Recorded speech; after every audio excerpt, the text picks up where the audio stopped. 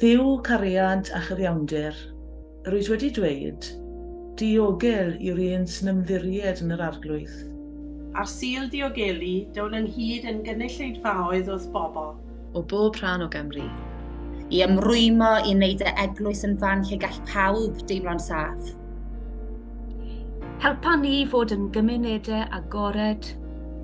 Croesawgar. Cynhwysol a chariadus. Cymunedau lle gall pobl fyw ynghyd a ffynnu.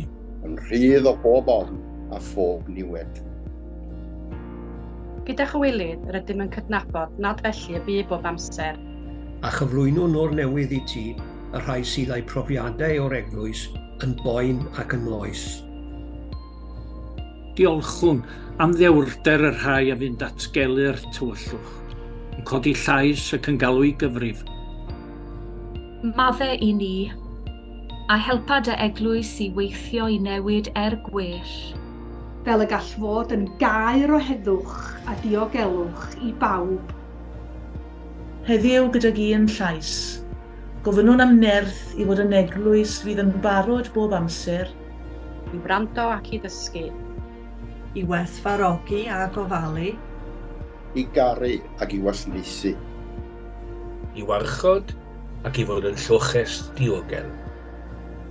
Heria ni o'r newydd, i amddiffyn y gwan a'r bregus. I godi llais dros y rhai na chlywir eu lleisiau.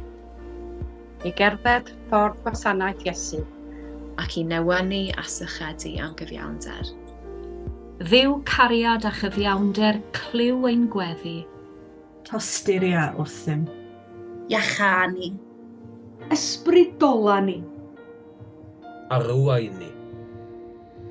Yn enw'r un a ddawodd gadw'r praidd i gyd yn ddiogel.